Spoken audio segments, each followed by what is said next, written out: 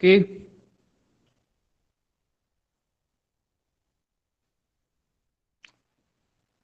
Only 3 students have written their name, class, and medium in chat box. Others, please write down your name, medium, and class. बाकीच्यांनी सगळ्यांनी लिहायचं आहे. फक्त 3 स्टुडंटनी लिहिलेलं दिसतंय मला.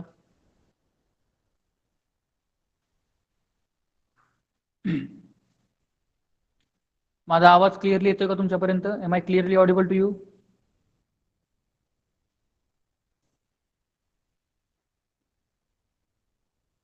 ओके.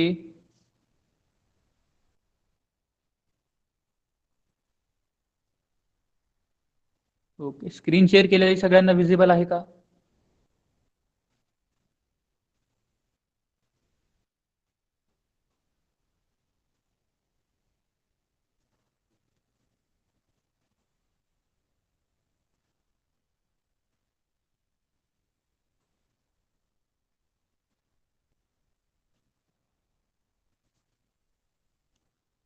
ओके.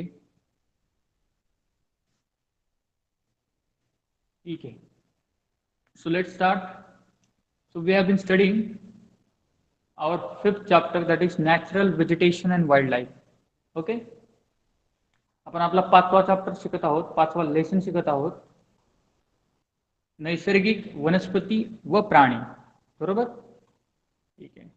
तर त्याच्यामध्ये आपण काय काय पाहिलं? What is the natural vegetation, what kind of natural vegetation we can find in the Brazil, as well as what kind of natural vegetation, that is flora and fauna, you can see in the Brazil. We have studied that, right? तर last lecture पर्यंत कुठला topic आपण संपवला होता? तुमच्यापैकी कोणाला आठवतंय का? Do you remember what where we are? आपण कोठेपर्यंत कुठपर्यंत पाहिला? आय थिंक आपण ओके.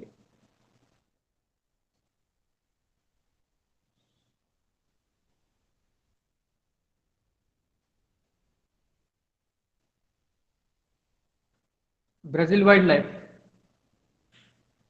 लाईफ ऑफ ब्राझील आपण कंप्लीट केला आहे का?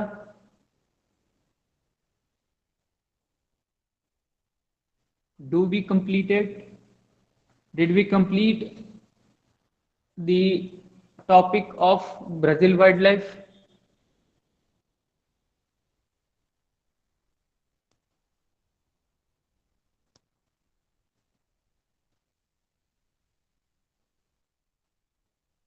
आवाज येतोय का माझा?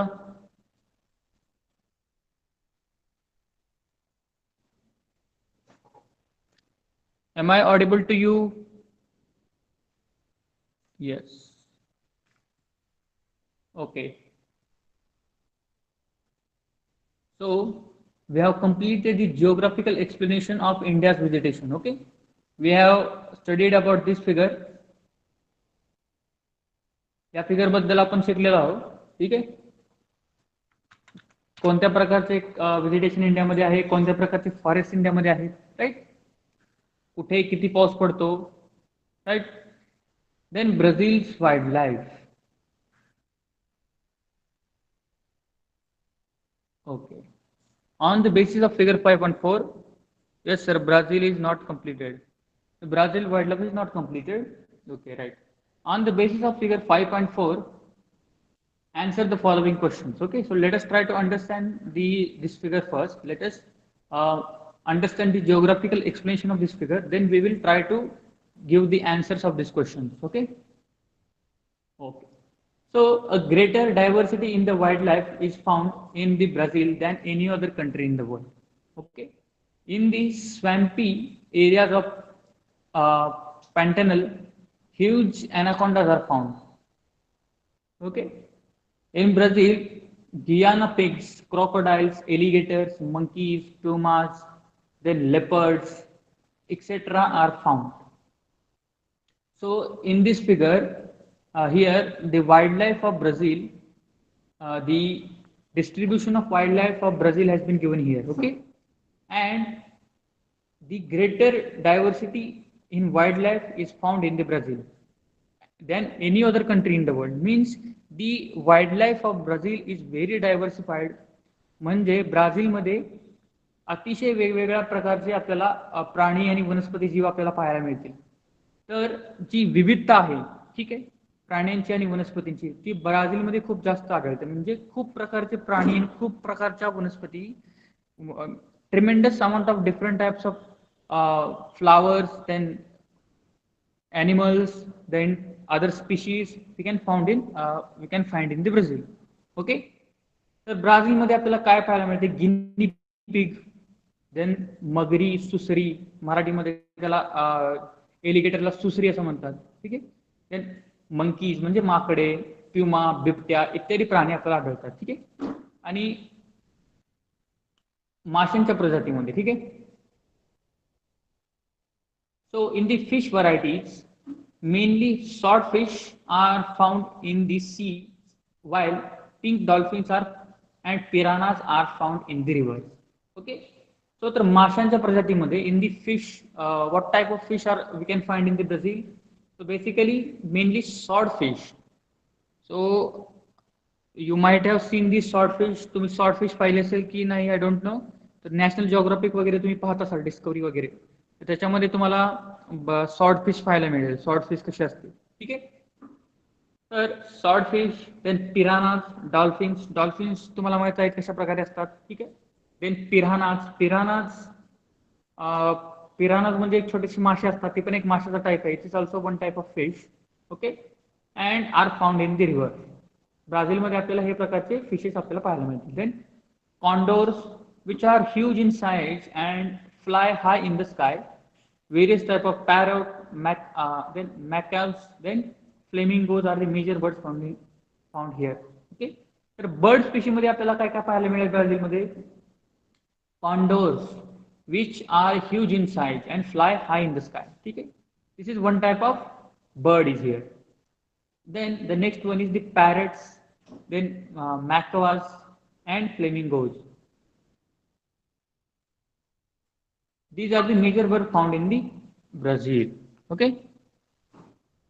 तर मराठीमध्ये ब्राझीलमध्ये आपल्याला कोणकोणते पक्षी पाहायला मिळतील? तर कोंडोर नावाचा हा खूप उंचावर उडणारा जो पक्षी आहे तो आपल्याला ब्राझीलमध्ये पाहायला मिळेल. त्यानंतर पोपट, त्यानंतर मकाव, फ्लेमिंगो या पक्ष्यांच्या प्रजाती आपल्याला ब्राझीलमध्ये पाहायला मिळतील. ठीक आहे. Okay. Millions of insects varieties are also found here. As a result of these varieties, the wildlife of Brazil is very rich and diverse. Also, millions of insect varieties, म्हणजे जे कीटक आहेत, जे किडे वगैरे आहेत, त्यांच्या सुद्धा मिलियन्स ऑफ व्हरायटीज आपल्याला ब्राझीलमध्ये पाहायला मिळतील. ठीक आहे. Okay. Then degradation of environment is happening due to illegal smuggling of the wild animals, slash and burn agriculture, that is roca, then deforestation, pollution, etc. Brazil is facing these problems today. Many endemic species are on the verge of getting extinct because of these issues. Okay. So what are the Brazil, what type of problems Brazil is facing for their wildlife and the diversity of their flora and fauna? So degradation of environment is happening, right, due to the illegal smuggling of wild animals. तर इन्व्हायरमेंटचं जे degradation होत आहे त्याचा जो ऱ्हास होत आहे पर्यावरणाचा, कशामुळे?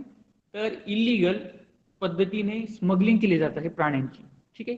प्राण्यांना मारून त्यांना स्मगल केलं जातं. त्यांच्या बॉडीचे पार्ट्स हे किमती असतात काही काही प्राण्यांच्या, तर त्यासाठी त्यांना मारलं जातं आणि त्यांना स्मगल केलं जातं. स्मगल केलं जातं म्हणजे त्यांना एका ठिकाणाहून दुसऱ्या ठिकाणी ट्रान्सपोर्ट केलं जातं त्यांच्या घरापासून. म्हणजे त्यांचं जे वाईल्ड लाईफ आहे जे ते राहतात जंगलामध्ये, तिथून त्यांना पकडून त्यांना मारून दुसऱ्या ठिकाणी त्यांना एक्सपोर्ट केलं जातं आणि विकलं जातं.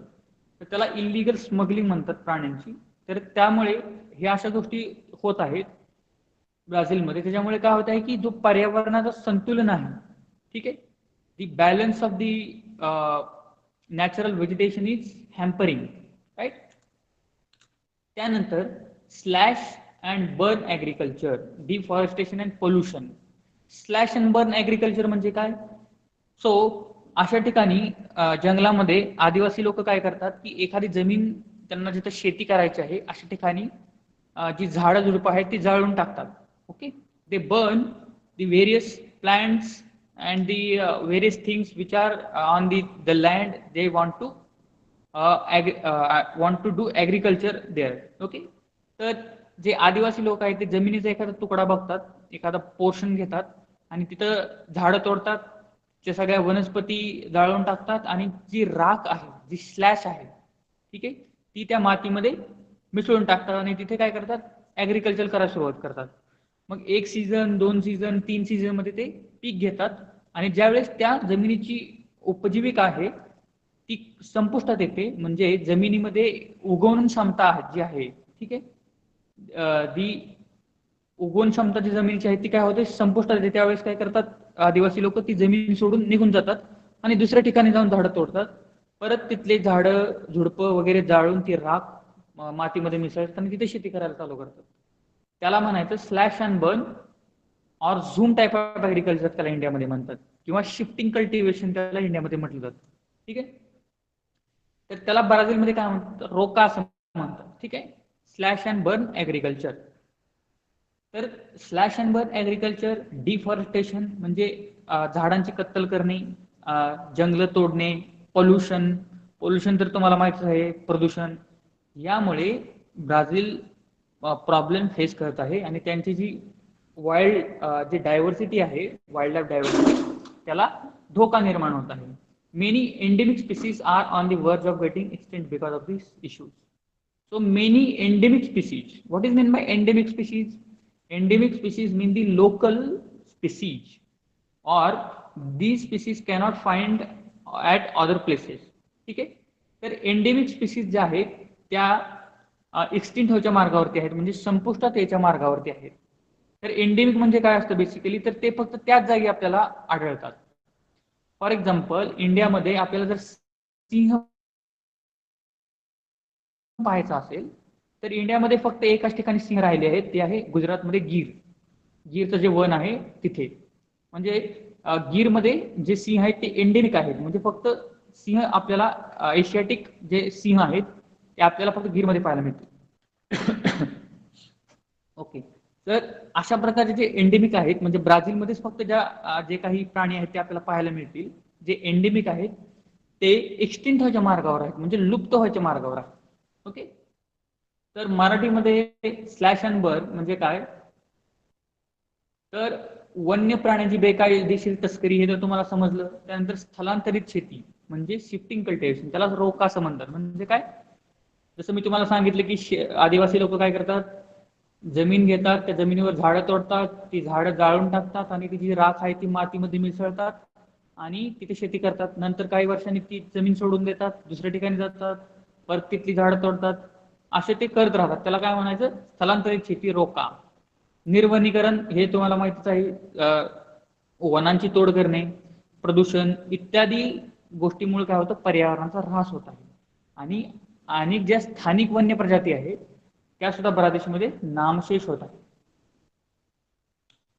Okay, now let us try to understand, or let us try to find out the answer of this question. On the basis of figure 5.4, answer the following questions. Name the species shown on the map: condor, anaconda, golden lion, and tamarin, then macaw, etc.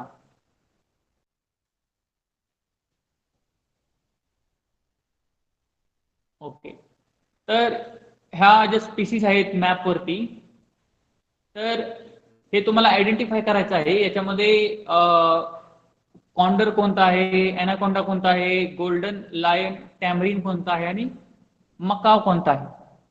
ठीक आहे, तर इथं condor कोणता असेल, what will be the condor. Condor म्हणजे काय, condor म्हणजे कोणता पक्षी आहे, तुम्हाला सांगितलं मी, एक लार्ज आहे, खूप मोठा पक्षी आहे आणि तो अतिशय उंच आकाशामध्ये उडतो, विच इज ह्यूज. तर याच्यामध्ये इथं पक्षी दिलेले, त्याच्यापैकी कॉन्डर कोणता असू शकेल, either it may be this or it may be this. बरोबर, पण हा जो आहे हा फ्लेमिंगो आहे. Okay, So this is flamingo.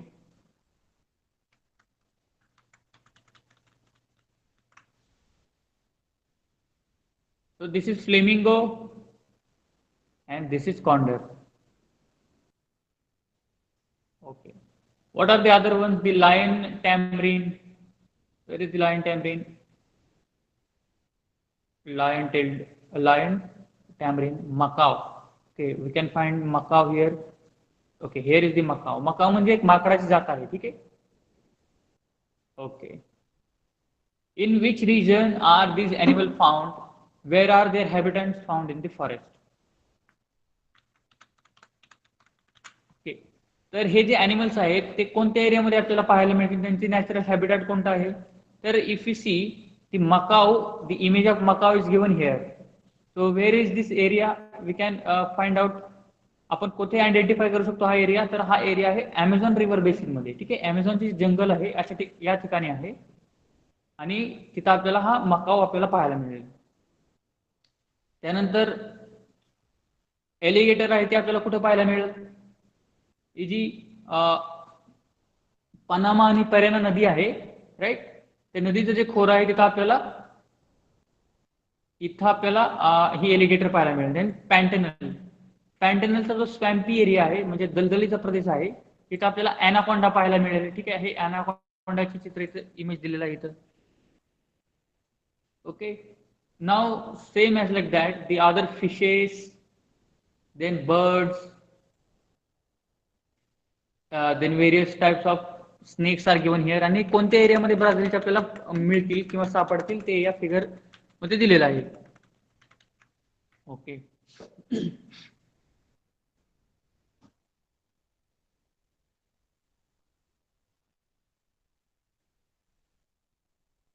Next question, classify the forest region with reference to their extent. तर क्लासिफाय द फॉरेस्ट रिजन, ब्राझीलचा forest region आहे तो आपल्याला क्लासिफाय करायचा आहे with reference to their extent, ठीक आहे? फर्स्ट वन इज काय आपल्याला क्लासिफाय कसं करता येईल? पहिला आहे ॲमेझॉन रिव्हर बेसिन, ठीक आहे? This is the forest of Amazon and what will be the extent of this? So this is the boundary. Okay, कितीची बाउंड्री आहे? So this is the Amazon river basin. The next one is savanna. ठीक आहे? Savanna कोणत्या एरियामध्ये आहे? So this will be the area of savanna. आणि हा कोणता एरिया आहे तुम्हाला माहितीच आहे, right? This is the area central highlands of Brazil, ठीक आहे?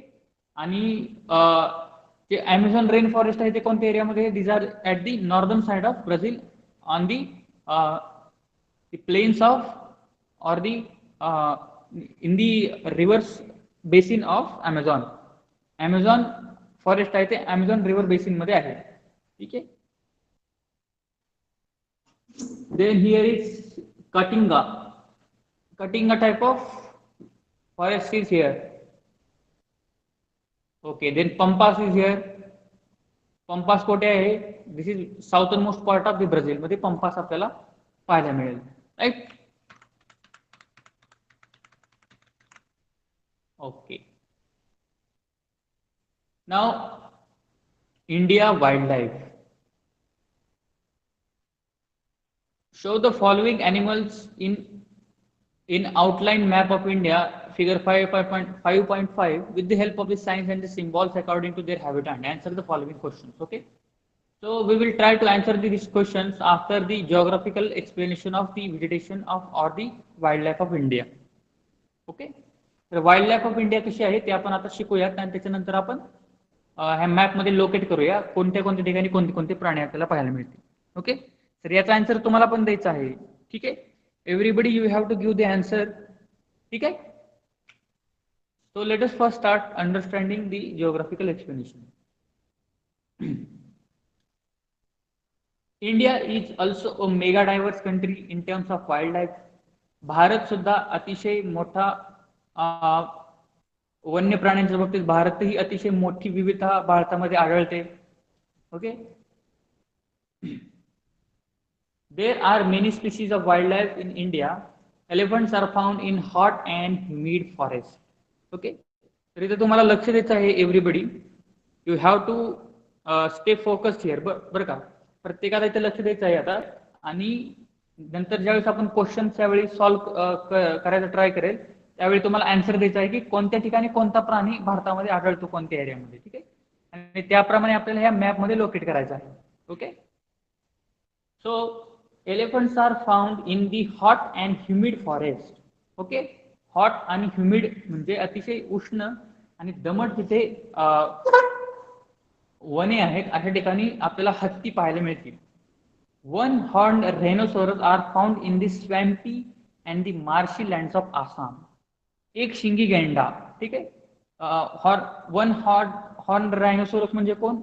रायनोसोरस म्हणजे गेंडा. ठीक आहे, तर गेंडा तुम्ही बघितला असेल मूवीज मध्ये किंवा टीव्ही मध्ये, टेलिव्हिजन मध्ये किंवा न्यूजपेपर मध्ये वगैरे. ठीक आहे, तर एक शिंगी गेंडा हा कुठे सापडतो? स्वॅम्पी एरिया म्हणजे दलदलीचा प्रदेश आहे जो आसाम मध्ये तिथे आपल्याला सापडतो.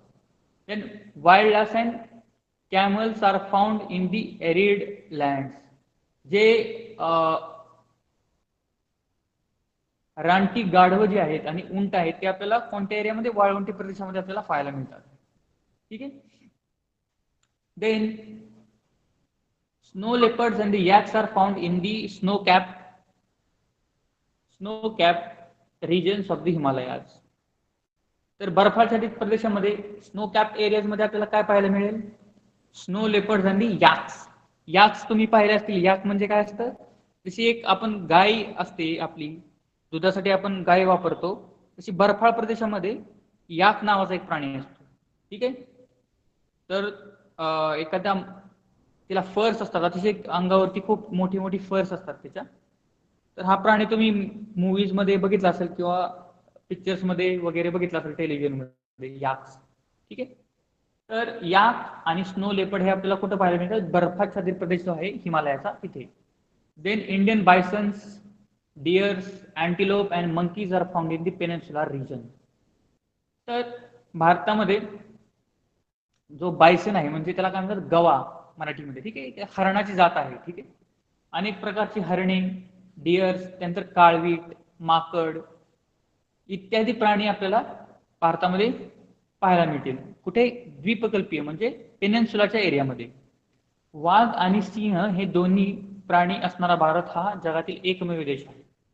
Okay, so you have to understand or remember this fact that India is the only country in the world where both tigers and lions are found. Bharat हा जगातला एकमेव असा देश आहे की तिथे वाघ आणि सिंह हे दोन्ही सापडतात.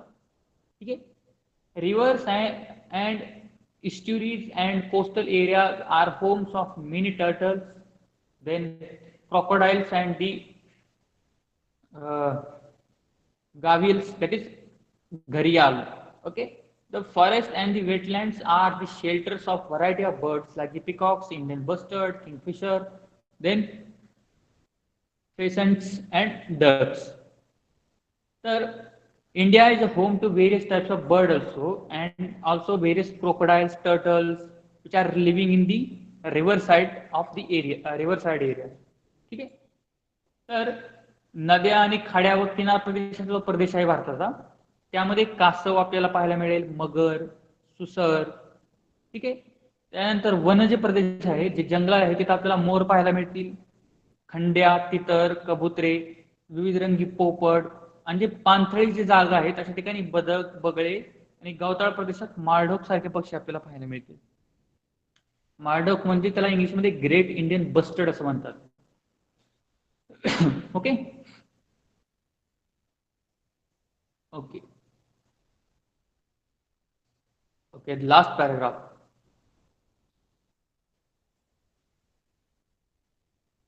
Parakeets, cranes and pigeons, all these species make it land of unique habitat of wildlife. So these all the lands and all the species and all the birds and animals make India very diversified. Many species of wildlife are on the verge of extinction from India because of the poaching, pollution, and rapidly occurring deforestation. Example, cheetahs. Okay, so many species of wildlife are on the verge of extinction. म्हणजे भारतामध्ये ज्या अनेक species आहेत, त्या प्राण्यांच्या ज्या species आहेत त्या on the verge of extinction आहेत, म्हणजे लुप्त व्हायच्या मार्गावर आहेत. लुप्त होणे म्हणजे काय? संपुष्टात येणे, त्यांची जात नष्ट होणे, त्यांची पॉप्युलेशन एवढी कमी होत जाते की ऍट द एंड त्यांचा एकही जातीचा एकही प्राणी राहत नाही. फॉर एक्झाम्पल चीताज, ठीक आहे, भारतामध्ये जे चिताज आहेत म्हणजे चित्ते आहेत ते अतिशय कमी राहिले आहेत. ठीक आहे, मागच्या 50-60 वर्षापूर्वी भारतामध्ये चित्ते पाहायला मिळायचे, परंतु पोचिंग म्हणजे शिकार करणे, त्यानंतर पोल्युशनमुळे आणि अतिशय मोठ्या प्रमाणात जे डिफॉरेस्टेशन होत आहे, डिफॉरेस्टेशन म्हणजे जंगल तोडली जात आहेत, त्याच्यामुळं हे प्राणी काय होत, लुप्त होत चालले आहेत. The government of India has set up number of national parks, wildlife sanctuaries, bird sanctuaries and the biosphere reserves for the protection of wildlife and forest in India. तर जी इंडियन गव्हर्नमेंट आहे त्यांनी बरेचसे इनिशिएटिव्ह घेतला आहे. National parks, wild life centuries, bird centuries, ठीक आहे, अशा प्रकारचे जे प्राण्यांसाठी जे विशिष्ट एरियाज आहेत ते गव्हर्नमेंटने बनवलेले आहेत. तर wild life sanctuary, national park म्हणजे काय, तर प्राण्यांचं आणि पक्ष्यांचं संवर्धन व्हावं यासाठी भारत सरकारने राष्ट्रीय उद्याने, अभयारण्ये, राखीव वने यासारखी गोष्टी निर्माण केल्या आहेत आणि त्यांचं जतन करत आहे. ठीक आहे, okay. Now here small box is given here. Tiger is the national animal of India. Okay, so what is the national? Who is the national animal of India? Tiger.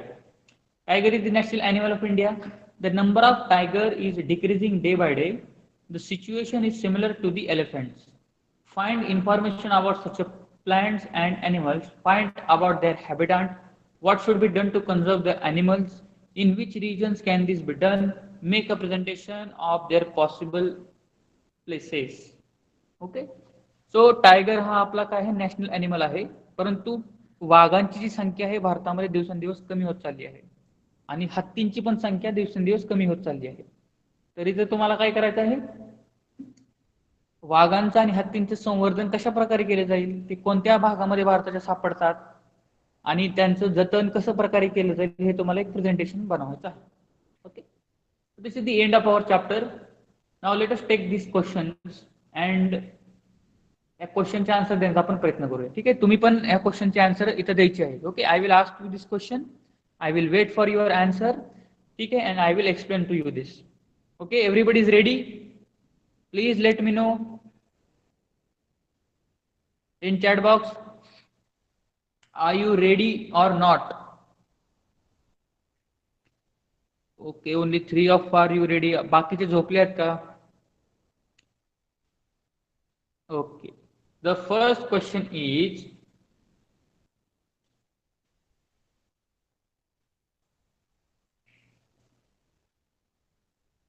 show the following animals in outline map of India 5.5 with the help of signs and symbols according to their habitat. Answer the following questions. ठीक आहे, तो Bengal tiger, Bengal tiger ह्या भारताच्या एरियामध्ये आपल्याला कुठं पाहायला मिळेल? बेंगाल टायगर, बेंगाल म्हणजे काय आहे, त्याच्या नावामध्येच आहे Bengal. Okay, in West Bengal. Very good. So where is West Bengal? Here is West Bengal. Right, here is West Bengal. तर या ठिकाणी आपल्याला बेंगाल टायगर आपल्याला पाहायला मिळेल. इथे BT लिहितो मी. ठीक आहे, तुमच्या मॅप मध्ये तुम्ही सुद्धा रिप्रेझेंटेशन करायचं आहे तुमच्या पद्धतीनं. ठीक आहे, तुम्ही तुमच्या पद्धतीने म्हणजे तिथे बेंगाल टायगर सुद्धा असं लिहू शकता, व्यवस्थित एरिया त्यांचा रिप्रेझेंट करून, किंवा टायगरचे चित्र सुद्धा काढू शकता तुम्ही, if you want to make a creative. Okay, then great Indian bustard. Great Indian bustard आपल्याला कुठे पाहायला मिळेल? तर इथं या पॅराग्राफ मध्ये आपल्याला काय सांगितलं होतं की जिथे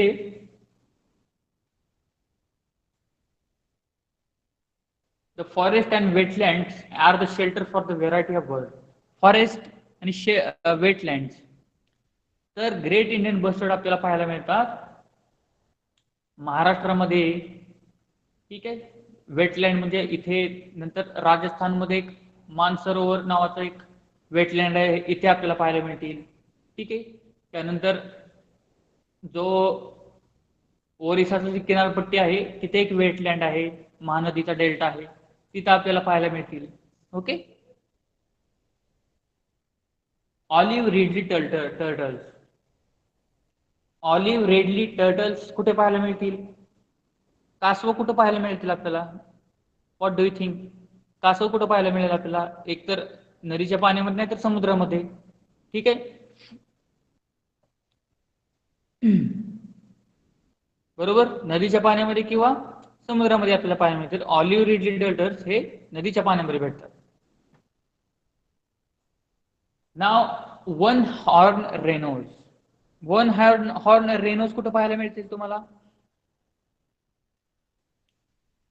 Assam. Very good. Where is Assam? Here is Assam, right?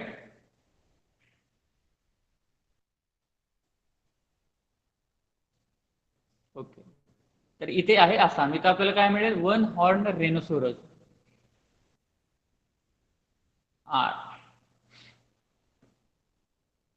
Then Nilgiri tahr goat. Nilgiri tahr गोट कुठं पाहायला मिळेल आपल्याला? निलगिरी कुठे आहे? निलगिरी पर्वतरांग कुठे आहेत? Where are the Nilgiri mountains? Geography मध्ये तुम्ही शिकला असाल ना प्रिव्हियस च्या स्टँडर्ड्स मध्ये. निलगिरी, निलगिरी जी माउंटन रेंज आहे ती आहे साऊथ इंडियामध्ये या ठिकाणी. ठीक आहे. So here we can find Nilgiri tahr goat. Okay. Okay. Lion. Lion कुठे पाहायला मिळेल आपल्याला? I have already told you that the only one place we can find lions in India. फक्त एका ठिकाणी आपल्याला लायन पाहायला मिळतील. गीर, गुजरात. ओके. जो गुजरात हा आहे गुजरात. ठीक आहे. इथं आपल्याला काय पाहायला मिळेल? लायन. ना गंगेटिक डॉल्फिन. गंगेटिक डॉल्फिन कुठं पाहायला मिळेल आपल्याला? नावामध्येच आहे. गंगेटिक म्हणजे गंगा नदीमध्ये. गंगा नदी कुठे आहे? This is river Ganga. ठीक आहे. हे जे गंगेचं खोर आहे इथे युपी बिहार मध्ये आपल्याला पाहायला मिळतील गंगेटिक डॉल्फिन. फक्त गंगा नदीमध्ये पाहायला मिळतील असे नाही बरं का. You have to remember this fact. Gangetic dolphin म्हणजे गंगा नदीचं जे खोर आहे, म्हणजे ह्या गंगा नदीच्या ज्या रिव्हर्स आहेत, यमुना, ठीक आहे, व्हेरियस ज्या रिव्हर्स आहेत, सोन, केन, बेटवा, ठीक आहे, ह्या ज्या रिव्हर्स आहेत ना गंगा नदीच्या, ह्या नदीमध्ये सुद्धा आपल्याला पाहायला मिळतील बरं का. फक्त असं नाही की गंगा नदीमध्येच आपल्याला गंगेटिक डॉल्फिन्स पाहायला मिळतील. गंगा नदीच्या खोऱ्यामध्ये आपल्याला बेसिन मध्ये ते डॉल्फिन्स पाहायला मिळतात, म्हणून त्याला गंगेटिक डॉल्फिन असं म्हणतात.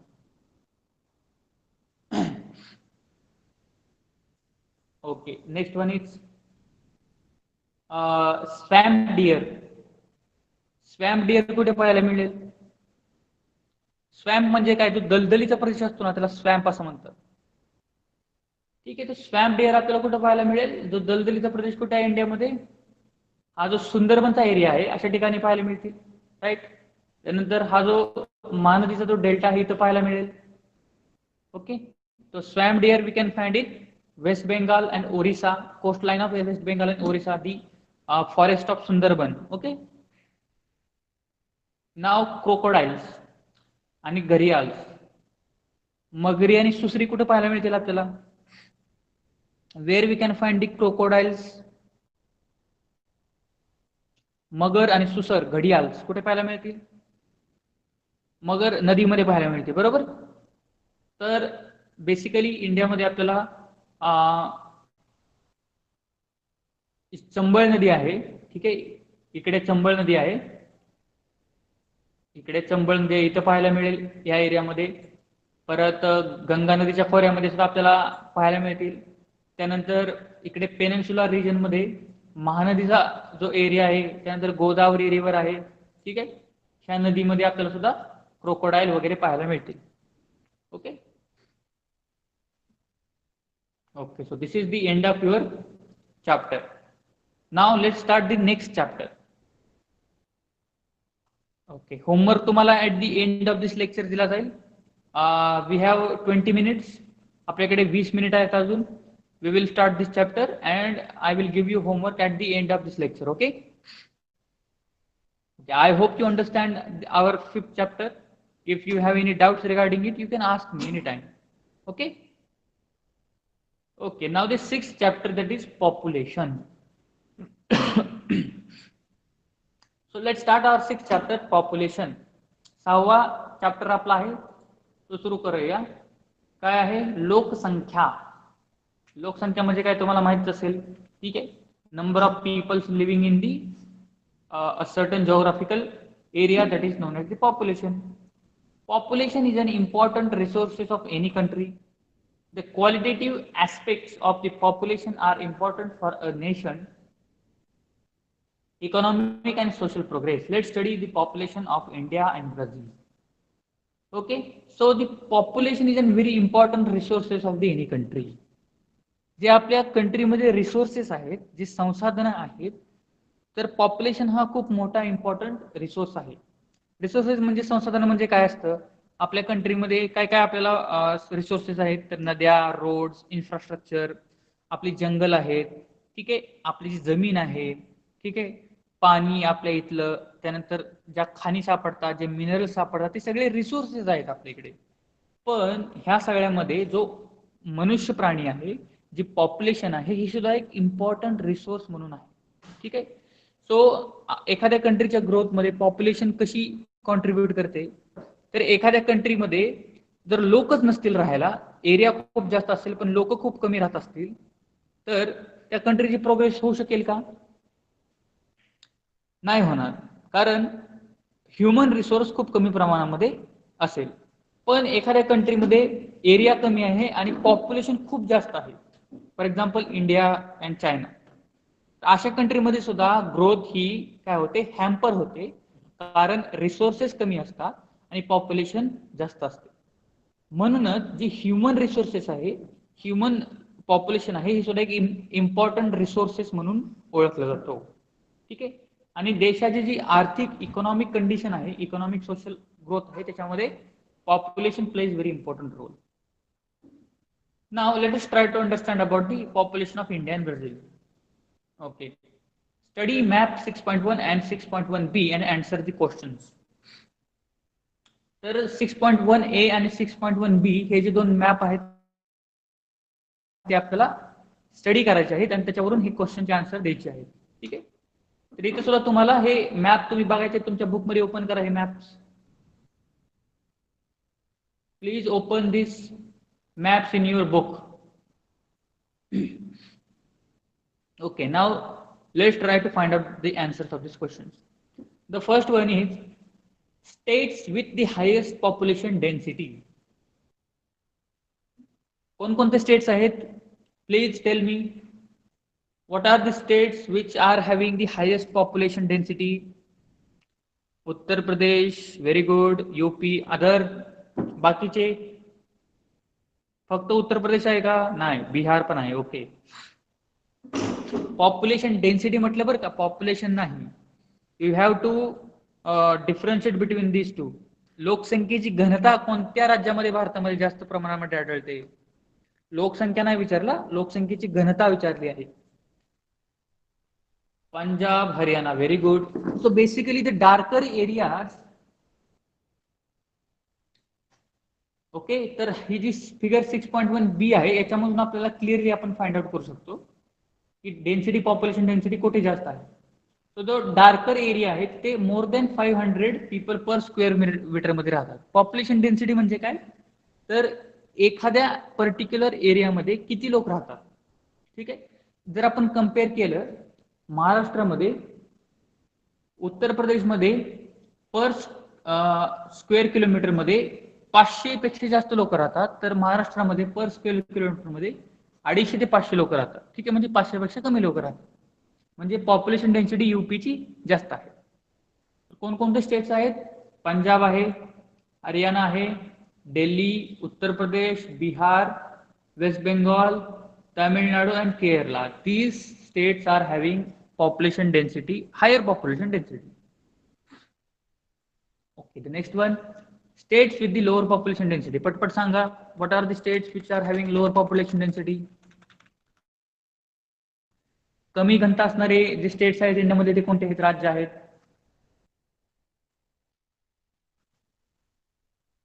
राजस्थान. बाकीचे अदर्स फक्त राजस्थान एकच आहे का?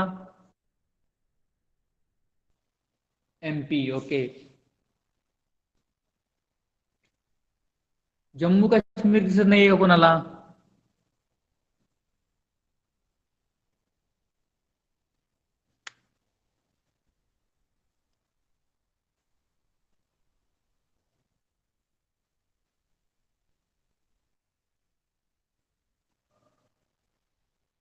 जम्मू काश्मीर, हिमाचल प्रदेश, ओके, अरुणाचल प्रदेश पण आहे, इकडे मिझोरम पण आहे. इझिली फाइंड आउट करू शकता तुम्ही.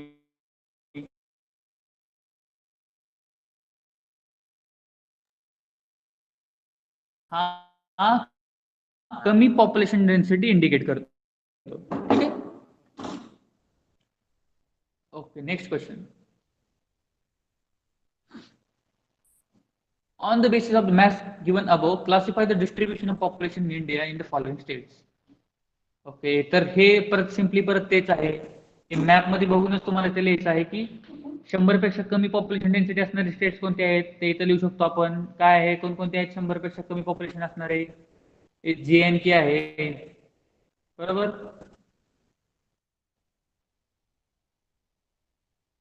त्यानंतर हिमाचल प्रदेश आहे, बरोबर.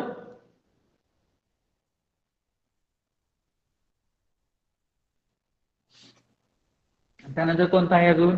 राजस्थान आहे, उत्तराखंड,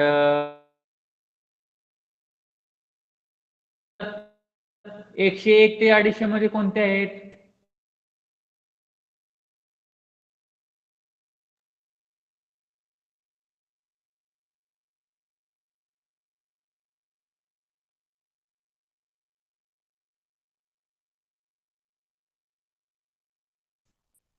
वन 1012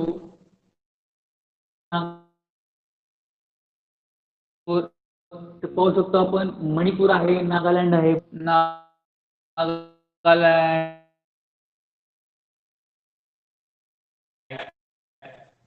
आणि त्याच्यापेक्षा जास्त 250 ते 500 मध्ये कोणते आहेत ते आपण लिहू शकतो. महाराष्ट्र, गुजरात, ओडिशा, तेलंगणा.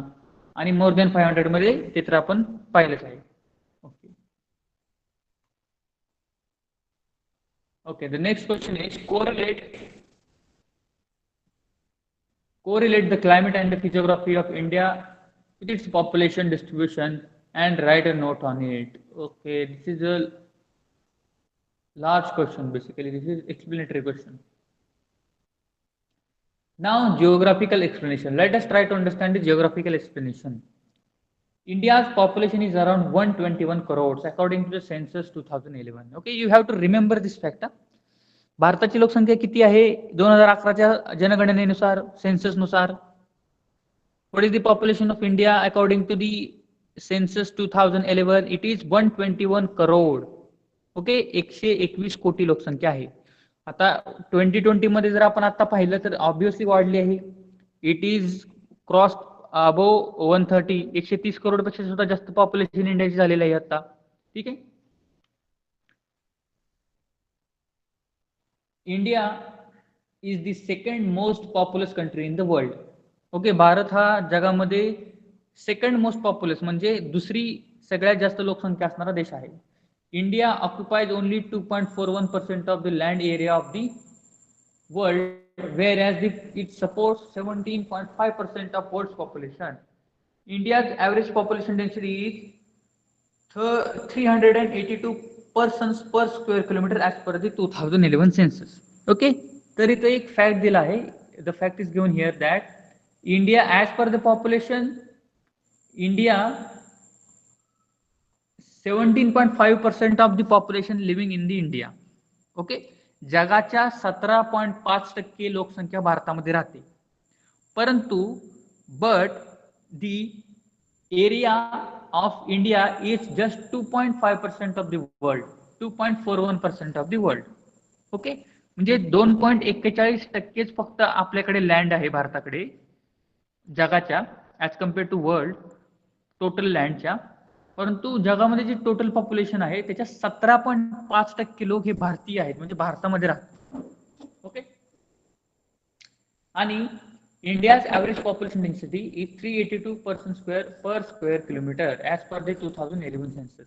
आणि 2011च्या जनगणनेनुसार according to the 2011 census 382 persons are living in per square kilometer area of the India. Okay. In India, population is very unevenly distributed. Physiography and climate play an important role in the distribution of the population. Due to the fertile land, plain, and the availability of water, human settlements have been established in these parts of the many countries. Due to farming, industries, and trade, and got concentrated in few places. In India, the population unevenly distributed. Distribution आहे, लोकसंख्येची जी विभागणी आहे ती अतिशय विषम प्रमाणात विभागलेली आहे. म्हणजे काही ठिकाणी काही ठिकाणी खूप कमी लोक राहतात. फॉर एक्झाम्पल राजस्थानमध्ये पॉप्युलेशन खूप कमी आहे, पॉप्युलेशन जास्त आहे. का बरं? राजस्थानमध्ये एरिड एरिया आहे, म्हणजे वाळवंटाचा प्रदेश आहे. म्हणजे फिजिओग्राफी आणि क्लायमेट आहे ते किती इम्पॉर्टंट रोल प्ले करतं पॉप्युलेशन मध्ये, बरोबर. ज्या ठिकाणी पाऊस पडत नाही किंवा ज्या ठिकाणी काही शेती करता येत नाही अशा ठिकाणी लोक जाऊन राहतील का? नाही राहणार. That's why population of Rajasthan is very less the UP. नदीचं खोरं, खूप नद्या आहेत तिथं आणि बारमाही नद्या,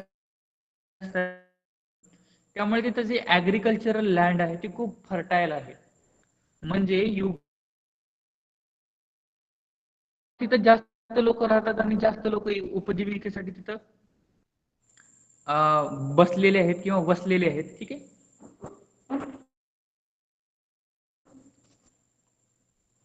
okay. Due to farming, industries, and trade, the proportion of the population got concentrated in few places. For example, the northern plains of the country, Delhi, Kolkata, Mumbai, Pune, Bangalore, Chennai, etc. On the contrary, the mountainous, hilly regions, dry desert areas, dense forest areas, dense and sparse because of the inaccessibility आणि त्याच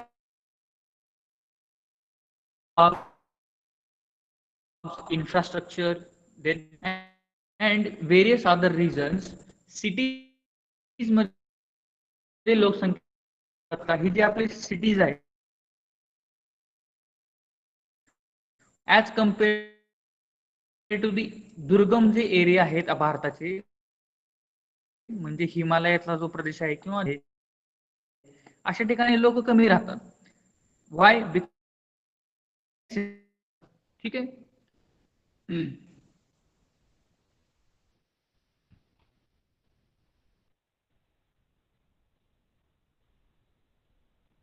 okay.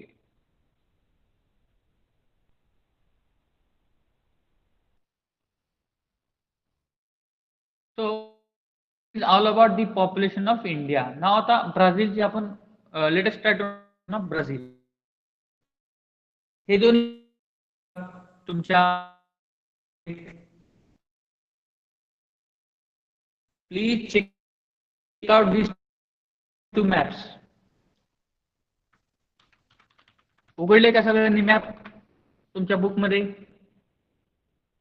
Everybody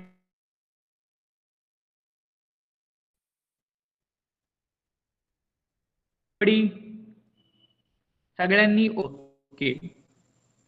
तर इथं तुम्ही clearly पाहू शकता की population distribution कसं आहे. राईट. इथं डॉट मेथड यूज केलेलं आहे, बरोबर. तर इथं पाहू शकता तुम्ही की हा जो एरिया आहे ब्राझीलचा, इथं काय आहे रे, इथं पॉप्युलेशन कशी आहे, पॉप्युलेशन डेन्सिटी कशी आहे, इथं खूप कमी आहे, बरोबर आहे. का बरं इथं पॉप्युलेशन डेन्सिटी खूप कमी आहे? काय रिझन असू शकेल? इथं कोणता एरिया आहे बरं हा ब्राझीलचा? ह्या एरियामध्ये ब्राझीलमध्ये काय कोणत्या कोणत्या गोष्टी आहेत? This is the area of Amazon rain forest, बरोबर. हा जो ब्राझीलचा भाग आहे इथं काय आहे, अमेझॉनचे खोरं आहे आणि अमेझॉन नदीचं जंगल आहे. इथं खूप मोठं जंगल आहे, त्यामुळे इथे जे पॉप्युलेशन आहे हे अतिशय कमी आहे. पण ब्राझीलचा जो हा एरिया आहे, हा जो एरिया आपण पाहू शकतो, इथं पॉप्युलेशन कशी आहे, जास्त आहे. का बरं जास्त आहे? बिकॉज एरिया कसा आहे, हा सेंट्रल हायलँडचा एरिया आहे, बरोबर. कोस्टलचा एरिया आहे, कोस्टलाईनचा एरिया आहे, इथं पॉप्युलेशन जास्त आहे. Okay. In which area population greatly concentrated, पहिल्या क्वेश्चनचा आन्सर द्या. कोणत्या एरियामध्ये ब्राझीलची पॉप्युलेशन जास्त कॉन्सन्ट्रेटेड आहे? In which area? Simply direction सांगू शकता तुम्ही. साऊथ ईस्ट, बरोबर. Very good. Second, in which area is the distribution of population is sparse. Sparse म्हणजे काय? विरळ. कोणत्या भागामध्ये ब्राझीलची पॉप्युलेशन आहे ती विरळ आहे? लोकसंख्या विरळ कोणत्या भागामध्ये आहे ब्राझीलच्या? नॉर्थ वेस्ट, बरोबर. हा जो एरिया आहे नॉर्थचा, northern area. Prepare a note on the factor responsible for the uneven distribution population based on study of Brazil you have made so far. Okay. तर इथं नोट तयार करायला सांगितलंय तुम्हाला. That prepare a note on factors responsible for the uneven distribution of population based on the study. आतापर्यंत तुम्ही Brazil बद्दल जे काय शिकला आहात, ठीक आहे, what ever you have studied about Brazil आतापर्यंत, त्याच्यामध्ये ब्राझीलमध्ये पॉप्युलेशन डिस्ट्रीब्युशन का बरं अनइवन आहे हे तर तुम्हाला लिहायचं आहे. ठीक आहे. त्याच्याबद्दल एक नोट तयार करायची आहे. Okay. Next question, identify the type of map showing distribution. कोणत्या प्रकारचा मॅप आहे इथं? कोण सांगू शकेल का? प्रिव्हियस स्टँडर्ड मध्ये तुम्ही शिकलेला आहात डिस्ट्रीब्युशनल मॅप्स या चॅप्टर मध्ये, 9th स्टँडर्ड मध्ये. तर 6.2 आणि 6.2 बी हे कोणत्या प्रकारचे मॅप आहेत? What method is used here? पहिला आहे तो डॉट मेथड आहे, बरोबर. आणि सेकंड कोणता आहे? कोरोप्लेट आहे का आयसोप्लेट आहे? फाइंड आउट करा. Okay, so this is all about today's lecture. We will start geographical explanation of Brazil population in the next lecture. Okay. आणि hopefully we will end our this chapter in this in the next lecture. Okay, next lecture मध्ये hopefully आपण हा chapter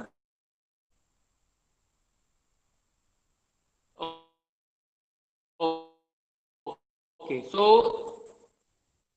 for you homework will be question number 3 and question number 4. Okay.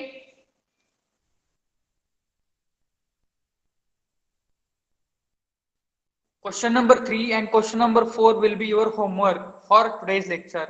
Homework समजला का सगळ्यांना? Fifth चॅप्टरचा, fifth लेसनचा जो स्वाध्याय आहे, ठीक आहे, एक्सरसाइज आहे, त्याचा प्रश्न क्रमांक 3 आणि प्रश्न क्रमांक 4. Okay. So this is about today's lecture. Now you can quit this lecture. Goodbye everybody. You can quit this lecture. Stay home, stay safe. If you have any doubt, you can ask. Otherwise, you can leave this lecture. Please start leaving this lecture. Bye bye everybody. Goodbye. Take care.